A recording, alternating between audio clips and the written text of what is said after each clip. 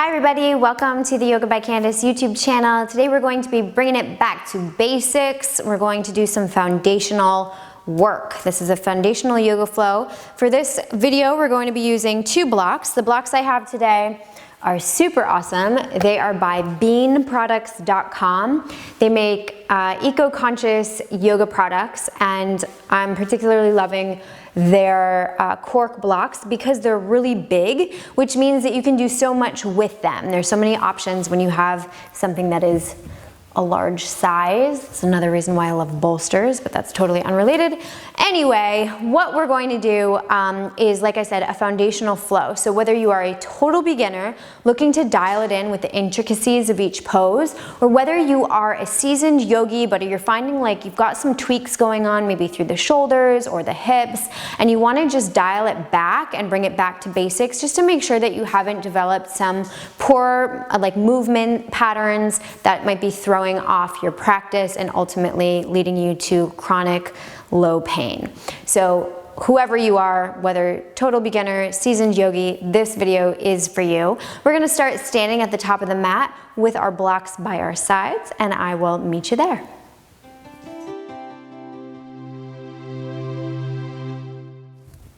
So standing tall at your mat, roll your shoulders back, and let's start in Tadasana. So for Tadasana, traditionally, the feet are together, but for most people that doesn't feel that great, especially if you're a bigger body, if you have a big belly, then your center point of gravity is gonna feel a little different, and it might feel better to have your feet about hip distance or slightly wider. So take ownership of what feels best for you and really ask yourself, do I feel good this way? Do I feel good this way? Do I feel good with my feet together? And then wherever you are, that's totally cool.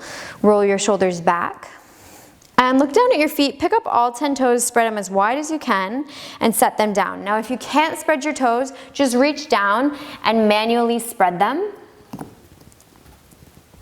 and then rise to stand tall. And see if you can feel that your weight is evenly distributed across all four corners. And if you don't know what that feels like, you can just gently rock forward and backward, and then side to side. And then find that place right in the middle. And maybe press a little bit more on the outside edges of the feet so that your arches lift just the tiniest bit. Bring awareness to your quads and gently firm your quads. And you can even tap, tap, tap on your legs to see if they're firm. To do that, you might have to lift your kneecaps up. So kind of contract your knee there. And bring your hands to your hips. Tilt your pelvis super forward, then super back.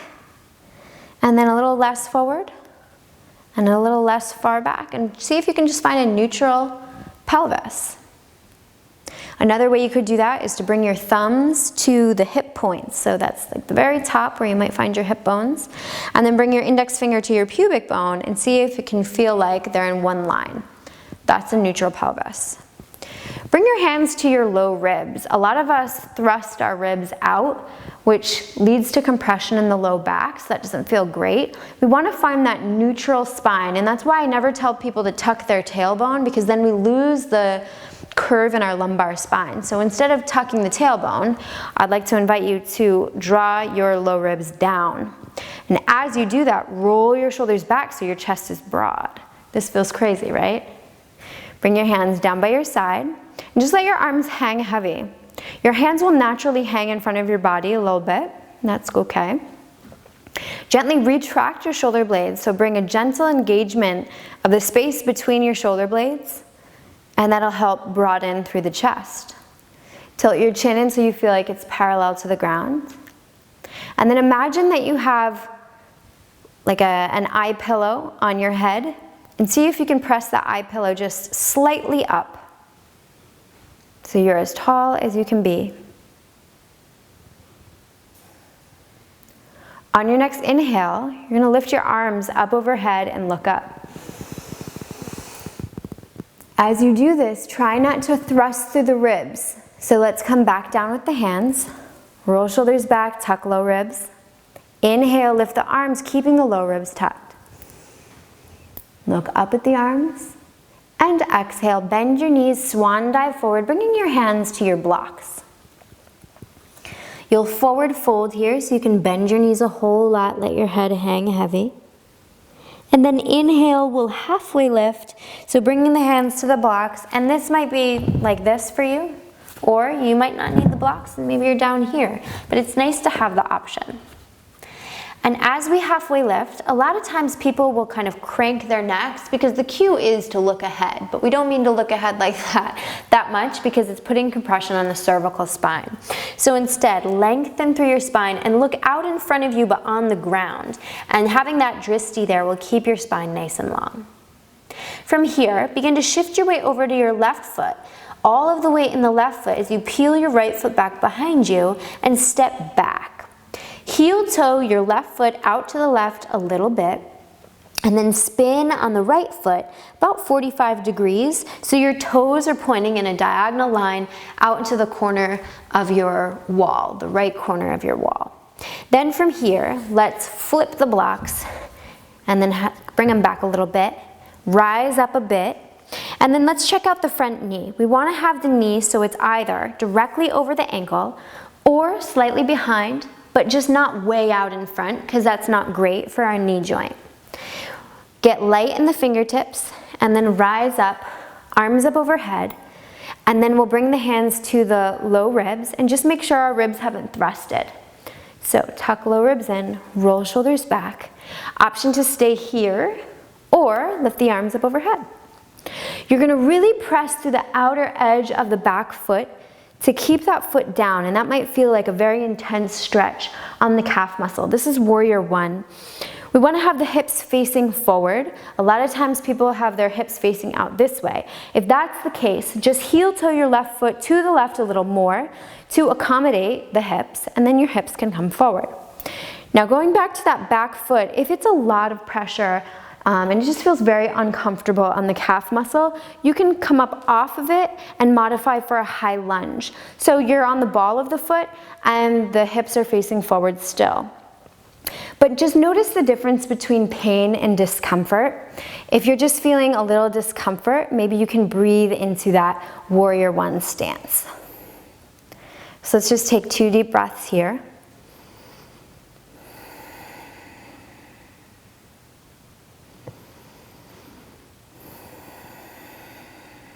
And then as you're ready, put a lot of weight in the heel of the front foot and lower the hands down to your block.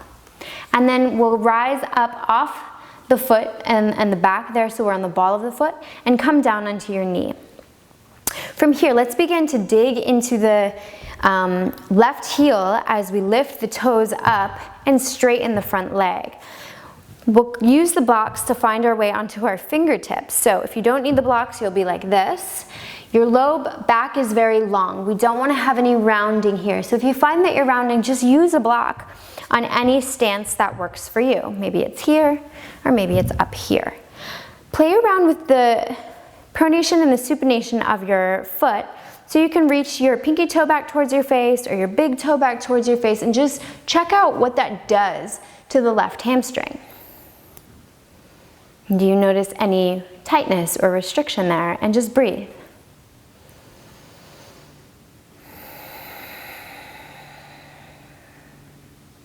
As you inhale, begin to bend the front leg once again, placing the hands down on the ground. Curl the back toes and lift your back knee for a low lunge, and then step back for a plank position. We want to have the hands about shoulder distance, little micro bend in the elbows, especially if you're somebody who hyperextends. Push them out a way to round through the upper back and use your toes to come forward and backward and just find your place on the mat. We want to have the shoulders directly over the wrists. Bring awareness to the low belly inward towards your spine and upward towards your chest. Keep your hips light and lifted, keep pushing the ground away. And then come down onto your knees and send your hips forward a little bit. Keep that brace of the core, and then slowly lower about halfway down. Inhale, lift up. Broaden through the collarbones. Exhale, roll over your toes, downward facing dog. Step your feet up the mat a couple of inches to clarify your foundation. So some alignment points for downward facing dog. Like I mentioned, if you are a bigger body, you have a bigger belly, or maybe you have a big chest, you may want to take a wider stance, a little wider than hip distance. That might feel really good for you. If you feel at hip distance that it's kind of throwing off your balance, I would suggest taking a wider stance. Otherwise, stay hip distance if that feels okay for you. Keep pushing the ground away. We don't want to sink into the shoulders, so keep the arms nice and long and active. Inner elbows spinning up towards the sky. And we want to keep the webbed part of the hand, so that's the space between the index finger and the thumb, glued towards the ground. Don't let that part lift up, because then you'll be dumping weight into the outside edges of the wrist. As you inhale, we'll use the core to begin to bend the left leg and pull the knee in towards your chest as you come forward once again, and then follow it with the right foot. Use your blocks to come up halfway. Remember, we're just gonna look in front of us, off the mat, but on the ground. And then exhale, forward fold, a little bend in the knees if that feels good. Let your head hang heavy, shake your head out. As you inhale, lift the arms all the way up to the sky, keeping your low ribs tucked in. Exhale, hands to heart center. Inhale, lift the arms, keeping low ribs tucked in. You can look up if that feels good. And then as you exhale, swan dive forward, forward fold. Inhale to halfway lift. Spine is nice and long here. And exhale, we'll plant the hands and step back with the left foot. Bring the left knee down onto the ground and heel toe the right foot out to the right a little bit. You can take your blocks up as we come to sit up here. And lifting the arms up overhead, keeping the low ribs tucked, we'll reach the hips forward and breathe into the left hip flexor. Taking the gaze up about 45 degrees. Keeping the low ribs tucked under, but nice long front body here. And then we'll begin to take the hands down to the blocks as we intend to straighten the front leg and dig into the right heel, lifting the right toes up to the sky. Spread the toes and then play around. What does it feel like when you bring the pinky toe towards the face and then the big toe towards the face? And going side to side just like that, breathing into any resistance that you feel through the back of the right leg.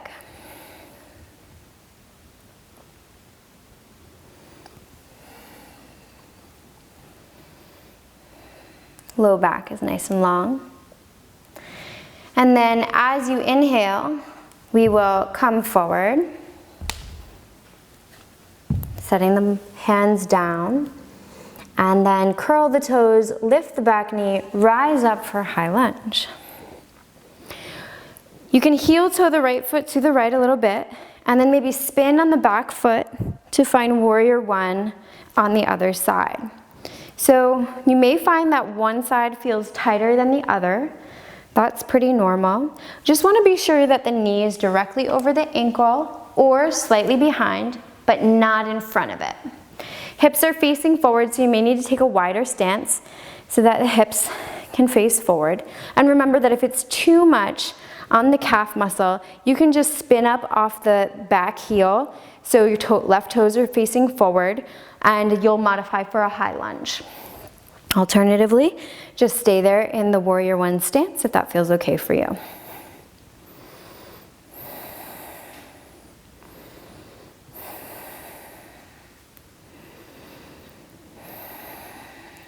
As you exhale, bring the hands down to the ground, and then step back with your right foot, finding your way into a plank pose. Hands are shoulder distance, and you can use your toes to come forward and backward and just find your shoulders directly over your wrists. Come down onto your knees, gentle brace of the core as you send your hips forward, and then come down halfway with the elbows back behind you. Inhale, lift up, bringing the hands and feet onto the ground and the legs off the mat. This is upward facing dog. And then roll over the toes. Downward facing dog, step your feet up the mat a couple of inches to clarify your foundation.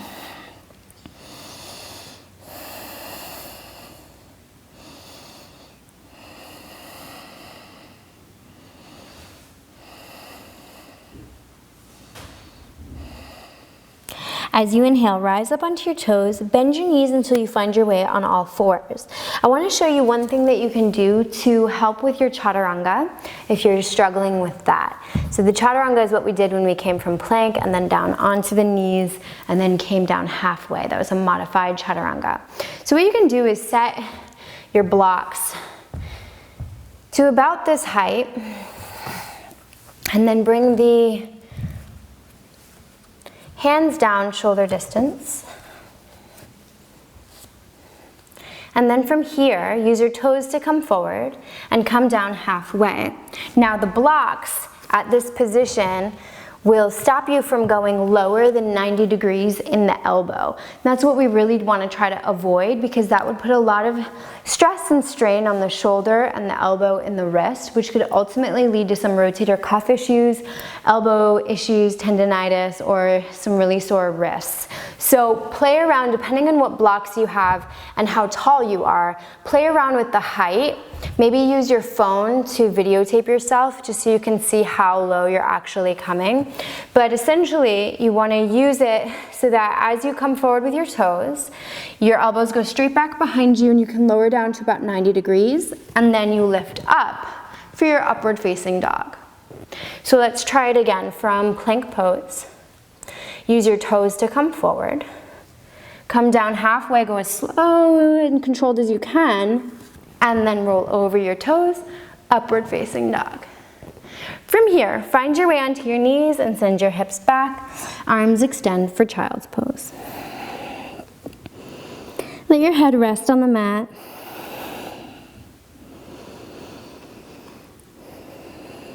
And taking a couple deep breaths here to quiet your mind.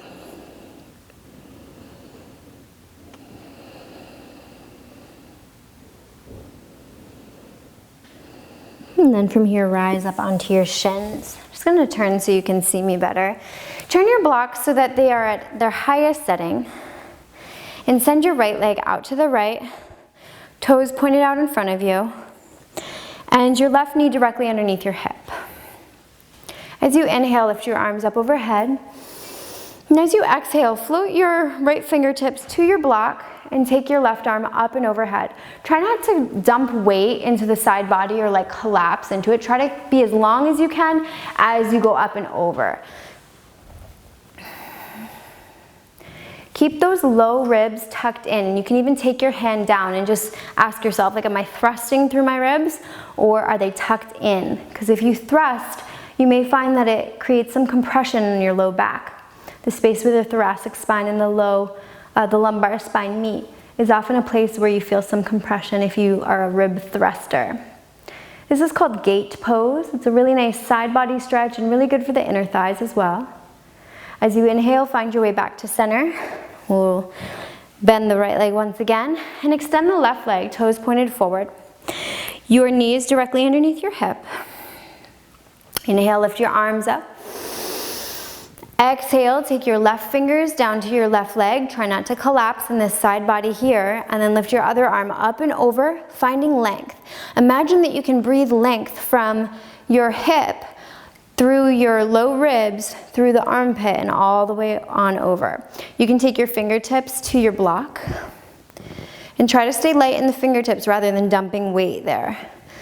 Check that the low ribs are tucked under and find length.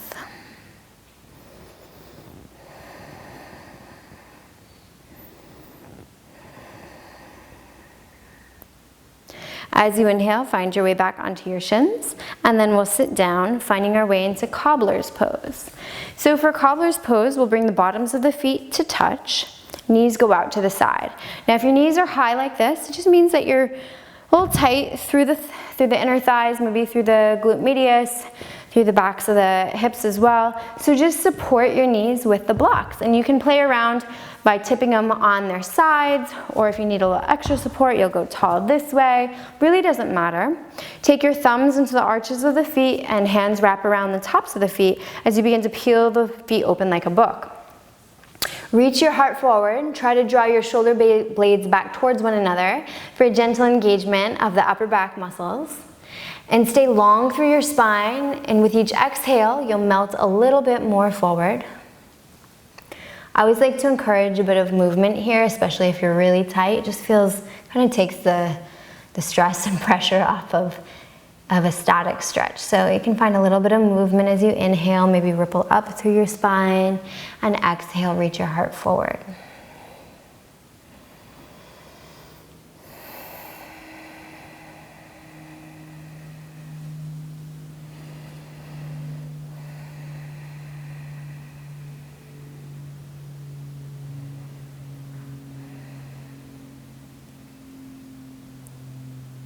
One last deep breath in and out.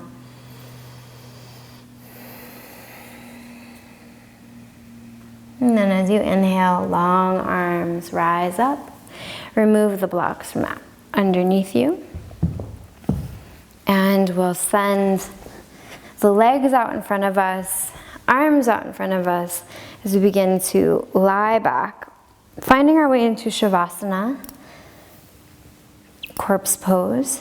So for Savasana, you can just let your legs come long, maybe mat distance or hip distance, whatever feels nice. Feet naturally splay out to the sides. Arms by your sides, palms facing up, or hands can be to the belly, whatever feels nice for you. Let your head go and let it relax. Eyes close and the eyes sink into the sockets. Allow your face to be soft, no tension or stress through the foreheads or the corners of the eyes.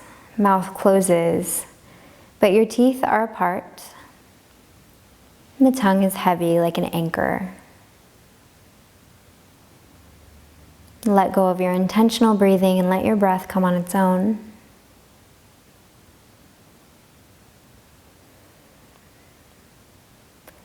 And Shavasana is a really nice time for your body to just absorb all that you just did. And it's a really nice transition time between the yoga practice and then living your yoga off the mat. So give yourself about 5 minutes here. I'll let you know when the time is up. You can just allow yourself to totally relax.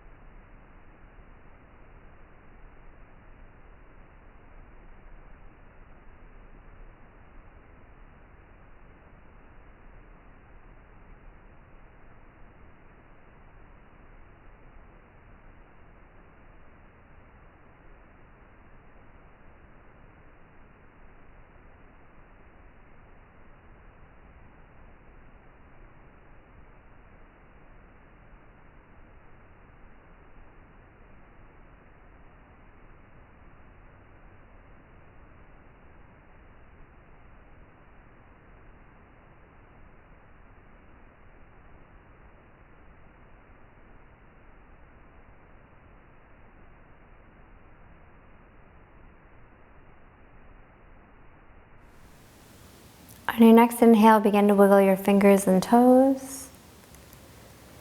And then you can bend your legs, placing your feet on the mat. Press your feet into the mat so your low back connects with the ground, and then hug your knees into your chest. Maybe rocking side to side.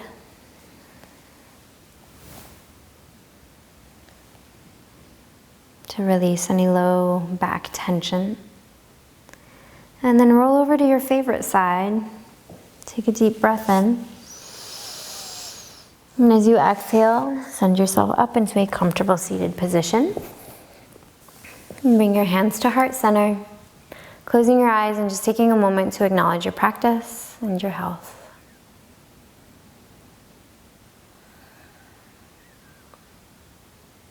As you're ready, tuck your chin towards your chest and seal in your practice.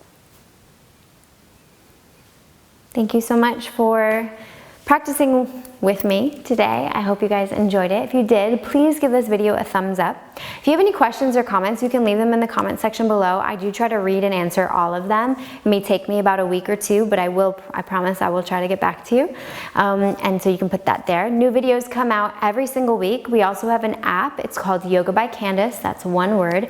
Find that in the iTunes App Store. And don't forget to check out these blocks. If you're in the market for some good blocks, these big cork ones by beanproducts.com, really awesome. They have the best give to them. It's just like the slightest bit of give, so if you're gonna lay on them, it feels really nice. But they're also very, very firm, so they support you very well, much better than foam blocks when you are in the practice. Thanks again for checking this video out. Please spread the word about Yoga by Candace, and don't forget to check out yogabycandace.com.